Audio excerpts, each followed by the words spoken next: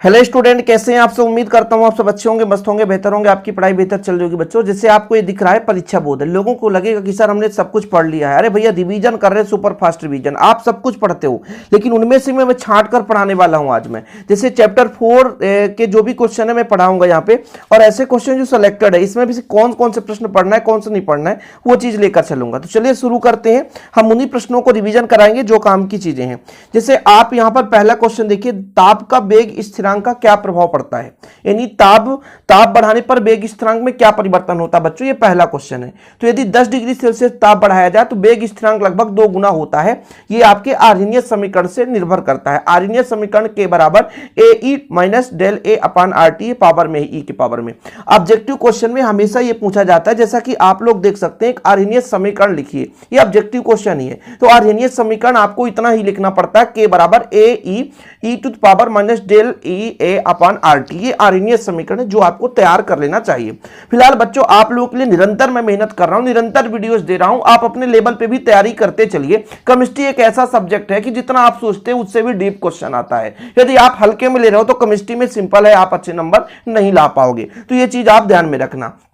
दूसरा प्रश्न करते हैं ऊर्जा अवरोध। देखो भैया, किसी भी रासायनिक अभिक्रिया को संपन्न होने के लिए एक निश्चित एनर्जी चाहिए, एक निश्चित ऊर्जा चाहिए।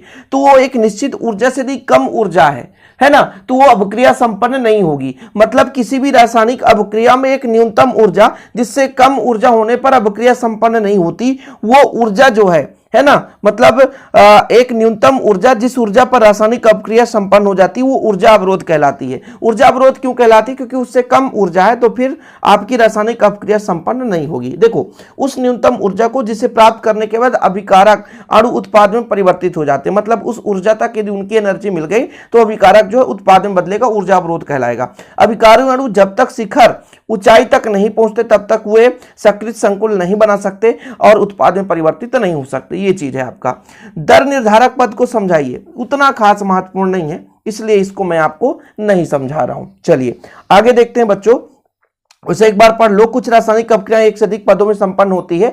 अभिक्रिया दर का निर्धारण सबसे धीमी गति से होने वाला जो पद होगा वही दर निर्धारक पद कहलाता है। मतलब रासायनिक अभिक्रिया संपन्न होती है, एक पद से दूसरा पद, तीसरा पद, 4 पद, 5 पद ऐसे संपन्न होते हैं ना। ये एक पद में भी संपन्न हो जाते हैं, 2 पद में भी संपन्न होते हैं, 3 पद में भी, 4 पद में संपन्न होती है। तो एक ऐसी स्थिति जिसमें सबसे कम समय में, मतलब जो सबसे धीरे गति से, कम समय में नहीं कह सकता, सबसे धीरे गति से संपन्न हो रही। मान लो कोई रासायनिक अभिक्रिया 4 पद में संपन्न हो रही है, उसमें जो सबसे धीमी गति से संपन्न हो रही है उसी से हम उसके दर का निर्धारण करते हैं, वही कहलाता है बच्चों दर निर्धारक पद। क्या? दर निर्धारक पद। इसके बाद हम देखते हैं, आपका ये क्वेश्चन है, विशिष्ट अभिक्रिया की दर किसे कहते हैं? विशिष्ट अभिक्रिया की दर क्या है?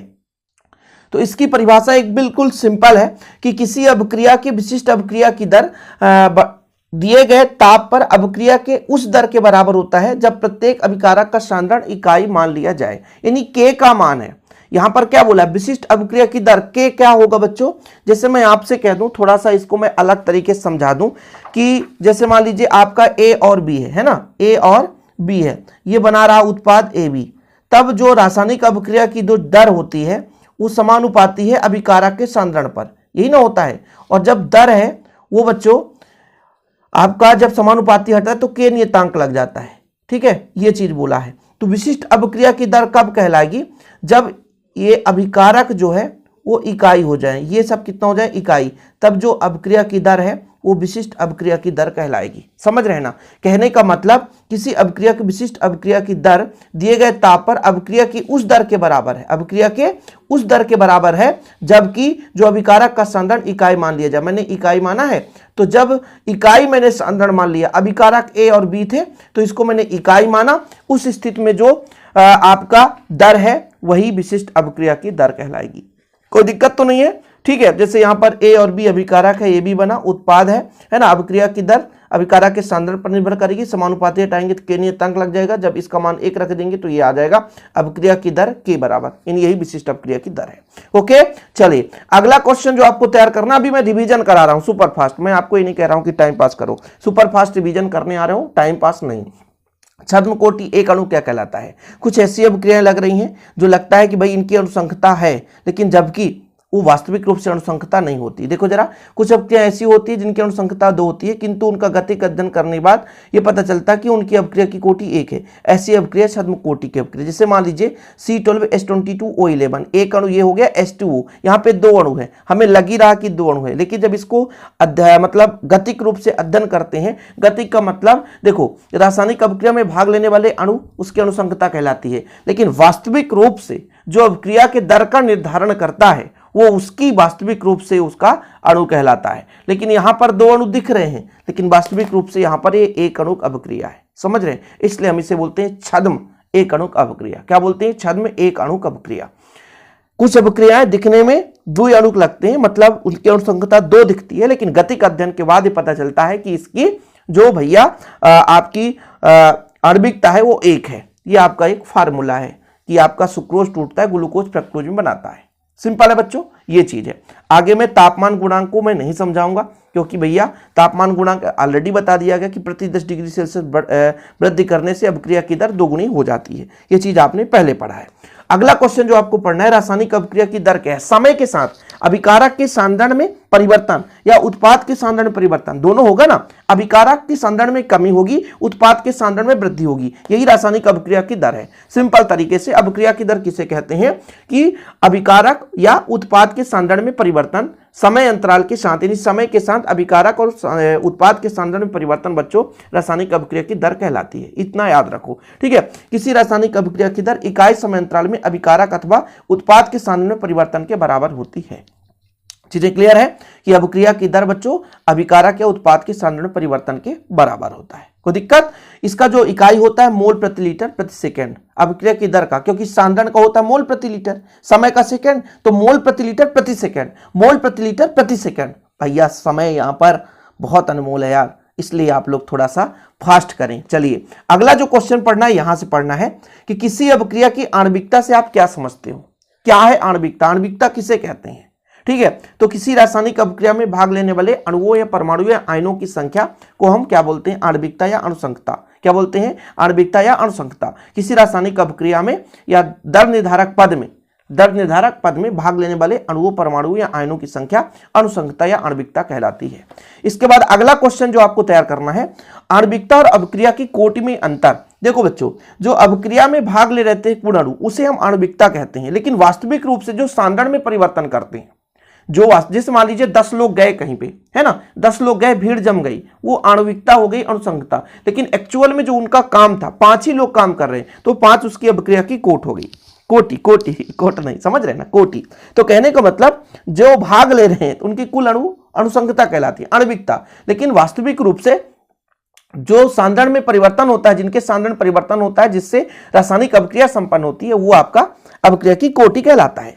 जो अणुसंख्यता होता है ये सैद्धांतिक पद है, इसे प्रयोग द्वारा ज्ञात किया जाता है, और आणविकता हमेशा पूर्णांक होता है, यह प्रभाज्य भी हो सकता है, इसका मान शून्य नहीं होता, और जो अभिक्रिया की कोटि इसका मान शून्य भी होता, तभी तो बोलते हैं शून्य कोटि की अभिक्रिया। ऑलरेडी मैंने अंतर कराया था, लगभग आपको 10-12 अंतर करा दिया था, इसलिए आप लोग ये क्वेश्चन तैयार किए होंगे। और जो बच्चा आप एक वीडियो पढ़ के जाएगा, एक वीडियो देखकर जाएगा, बाद में कहेगा कि सर हमने तो कुछ पढ़ा, आपका एक ही क्वेश्चन नहीं आया। यार इतना रिवीजन कराता हूं कि यदि बच्चा यदि कुछ भी नहीं पढ़ा है, यदि पेपर टाइम में पढ़ लेगा तो उसके अच्छे अंक आ जाएंगे। ये चीज क्लियर है।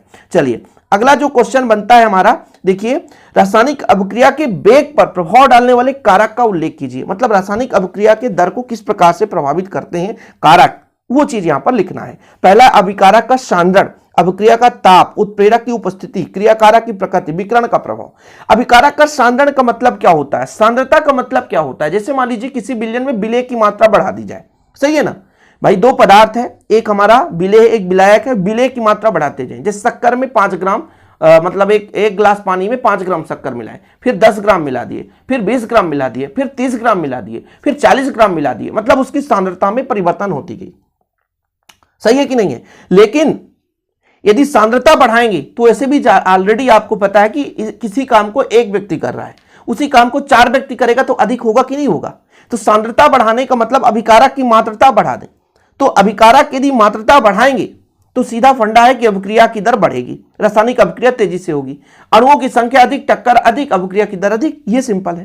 ताप बढ़ाने पर क्या होगा जरा बताओ? ताप बढ़ाने पर मान लीजिए आप कोई काम कर रहे हो, पीछे साइड से दो दो चाटा मार दें, धक्का दे दें, आपको मोटिवेट करें, तो आप पढ़ने लग जाओगे, आप काम करने लग जाओगे। उसी प्रकार से ताप बढ़ाने से खलबली मचती है, अणुओं के बीच में खलबली, और अणुओं की गतिज, खलबली मतलब गतिज ऊर्जा, गतिज ऊर्जा बढ़ जाती है, और जब गतिज ऊर्जा बढ़ गई तो अभिक्रिया की दर भी बढ़ जाती है। समझ रहे बच्चों, ये चीज होता है।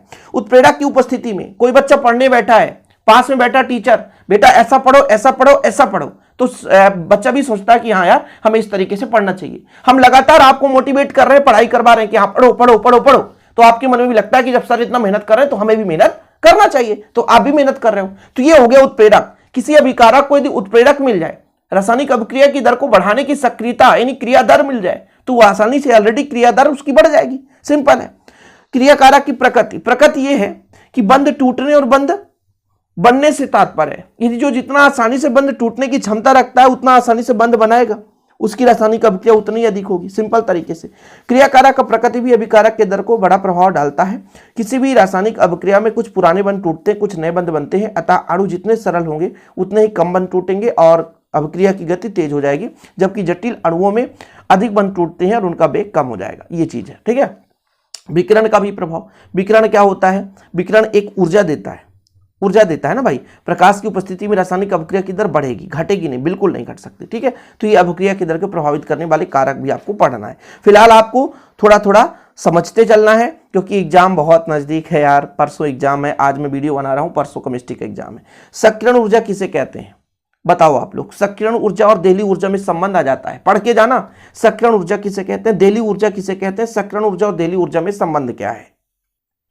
तो मैं एक चीज आपको थोड़ा सा बता देना चाहता हूं। जैसे मान लीजिए आपके पास क्षमता है 10 रोटी खाने के लिए, ऑलरेडी आपके पास 3 रोटी है, तो आप 7 किसी और से लोगे, तो सक्रिय मतलब सक्रिय होने के लिए 7 किसी और से ले रहे हो, तो वो उसको सक्रियण ऊर्जा है। समझ रहे ना? और आपके पास 3 है और 7 किसी और से ले लिए, दोनों को मिला दिए तो देहली ऊर्जा कहला गई। थोड़ा समझने की कोशिश करना कि किसी रासायनिक अभिक्रिया को संपन्न करना है तो अणु के पास भी कुछ ऊर्जा होगी। सिंपल है, सबको पता है ना कि अणु के पास भी कुछ ऊर्जा होगी, तो वो निजी ऊर्जा है। और भाई कहता है कि यार ये रासायनिक अभिक्रिया, तो भाई मान लीजिए अणु के पास ऊर्जा 3 डिग्री सेल्सियस ताप है, और बोलता है यार ये जो रासायनिक अभिक्रिया है 10 डिग्री पर होने वाला है। तो बोले 7 कहां से पाए? बोले 7 किसी और से ले लो। तो बोला वह नीचे चले बर्नर लगा दो, गर्म कर दो, हीट कर दो। अरे हम हीट कर दे, उसमें बढ़ गई, तो उसको ऊर्जा कितना लेना पड़ा? 7। तो जो सक्रिय होने के लिए हमने एक्स्ट्रा ऊर्जा लिया उसे सक्रियण ऊर्जा कहते हैं। समझ रहे हो? कुछ समझे? किसी रासायनिक अभिक्रिया में अणुओं परमाणुओं को सक्रिय होने के लिए जो ऊर्जा देते हैं उसे हम सक्रियण ऊर्जा कहते हैं। यानी एक वह न्यूनतम ऊर्जा, कहने का मतलब जो देहली ऊर्जा से कम होने पर अणुओं को दिया जाता है, या अणुओं को प्राप्त वह न्यूनतम ऊर्जा जो देहली ऊर्जा से कम ऊर्जा होने पर उसे प्राप्त करना पड़ता है या उसे लेना पड़ता है, वह उसकी सक्रियण ऊर्जा कहलाती है। या किसी अणु परमाणु या आयन को सक्रिय होने के लिए जो हम ऊर्जा देते हैं उसे हम सक्रियण ऊर्जा कहते हैं। सिंपल है। और यदि देहली ऊर्जा क्या कहलाती है बच्चों? एक न्यूनतम ऊर्जा जिससे कम ऊर्जा होने पर रासायनिक अभिक्रिया संपन्न नहीं होती, वो देहली ऊर्जा कहलाती है। देहली ऊर्जा बराबर होता है सक्रियण ऊर्जा धन अणु परमाणु के पास उपस्थित ऊर्जा। देहली ऊर्जा बराबर होता है सक्रियण ऊर्जा धन अणु या परमाणु के पास उपस्थित ऊर्जा। मतलब अणु के पास कितना एनर्जी था और उसको बाहर से हमने कितना दिया, उन दोनों का योग ही आपका देहली ऊर्जा कहलाता है। तभी ना मैंने बोला कि मान लीजिए कोई रासायनिक अभिक्रिया 10 डिग्री सेल्सियस पर संपन्न हो रही है, 10 डिग्री सेल्सियस पर संपन्न हो रही है, मतलब उसको हम टेम्परेचर और देना चाहेंगे। ऑलरेडी उसके पास 3 डिग्री सेल्सियस, तो 3 तो उसके पास है, अणु परमाणु के पास उपस्थित है, और हम सक्रिय करने के लिए 7 और दे रहे हैं, तो 7 उसकी सक्रियण ऊर्जा कहला जाती है बच्चों। ठीक है, क्लियर है? चलिए इसके बाद ये डिफरेंस तैयार करना है, अभिक्रिया की दर और दर स्थिरांक में अंतर। मैंने ऑलरेडी अंतर कराया था, इसलिए इसको समझाने की जरूरत नहीं है बच्चों। फिलहाल यहां पर इतना कर लो, है ना। इसके बाद ये व्यंजक है। व्यंजक आप लोग ये क्वेश्चन पढ़ के जाओगे, प्रथम कोटि के लिए अर्धायुकाल का व्यंजक। आप यूट्यूब पे सर्च कर लेना, प्रथम कोटि के अर्धायुकाल का व्यंजक यूट्यूब पे मिल जाएगा। शिव सर ने अच्छे तरीके से समझाया है। अब क्रिया की कोटि से क्या समझते हो? अभी मैंने बताया कि भाई साहब जो वास्तविक रूप से दर निर्धारण करते हैं, है ना, अभिक्रिया में भाग लेने वाले जो अणु हैं वो अनुसंगता कहलाएंगे, लेकिन जो अभिक्रिया के दर का निर्धारण करेंगे वो अभिक्रिया की कोटि कहलाती है। ये चीज मैंने आपको समझा ही दिया, कोई दिक्कत तो नहीं है बच्चों। इसके बाद शून्य कोटि, ये थ्योरम जो है शून्य कोटि का आपका, शून्य कोटि किसे कहते हैं? भाई प्रथम कोटि, द्वितीय कोटि, तृतीय कोटि किसे कहते हैं, ये सब चीज मैंने ऑलरेडी समझाया है। शून्य कोटि किसे बोलेंगे, जो सांद्रण पर निर्भर नहीं करेगा, ऐसी रासायनिक अपक्रिया की दर जो अभिकारक के सांद्रण पर निर्भर नहीं करती, उसे हम शून्य कोटि की अपक्रिया कहते हैं। और जो सांद्रण के प्रथम घात पर निर्भर करता है उसे प्रथम कोटि की अपक्रिया कहते हैं। हाँ बच्चों, यहां पर जो आप इकाई जरूर तैयार कर लो कि यदि आपसे नहीं बन रहा है तो प्रथम कोटि के लिए जो अपक्रिया है उसका इकाई, और यहाँ पे शून्य कोटि के लिए शून्य कोटि का आपका mole litre inverse second inverse है ना। फिर प्रथम कोटि के लिए आपका निकल आ जाएगा सेकेंड इनवर्स, द्वितीय कोटि के लिए हो जाएगा litre mole inverse second inverse. ये आप चीज तैयार कर लो, ये आपको तैयार करना है, तीनों के लिए इकाई तैयार कर लो। ठीक है, यहाँ पर भी लिखा है द्वितीय कोटि का mole litre inverse second inverse है ना, और ये प्रथम कोटि का सेकेंड इनवर्स, तो ये आपको पता होना चाहिए। इस चैप्टर का भी फिलहाल आज मैंने करा दिया। अब भाई जो आर्यनीय समीकरण है यार, ये 3 अंक का क्वेश्चन यहाँ से पूछा जा सकता है। ये मत सोचना कि 3 अंक वाले क्वेश्चन यहाँ से नहीं, 3 अंक वाला एक क्वेश्चन पूछेगा बच्चों, तो आप शून्य कोटि की अपक्रिया का अर्धायुकाल पढ़ लो। है ये कितना यार, मैंने 2-2 अंक वाले डेरिवेशन कराई दिया, 3-3 अंक वाले फटाफट प्रथम कोटि का अर्धायुकाल और प्रथम कोटि का व्यंजक, शून्य कोटि का अर्धायुकाल और शून्य कोटि का व्यंजक, ये आपको पढ़ना है। ठीक है, साथ में आपको ये 2 क्वेश्चन यहां से हो गए, प्रथम कोटि और प्रथम कोटि का अर्धायुकाल, द्वितीय कोटि का अर्धायुकाल और आर्यनीय समीकरण, 3 अंक वाले 5 प्रश्न आप पढ़ लेना। और फिलहाल जितना मैंने रिवीजन कराया वो पढ़ लेना। अंकित क्वेश्चन यहां से मैंने कराया ही है और मैं आगे करा दूंगा, आप बिल्कुल चिंता ना करें। वीडियो पसंद आए लाइक करके शेयर जरूर करें। मिलते हैं अगली वीडियो के साथ। जय हिंद, वंदे मातरम।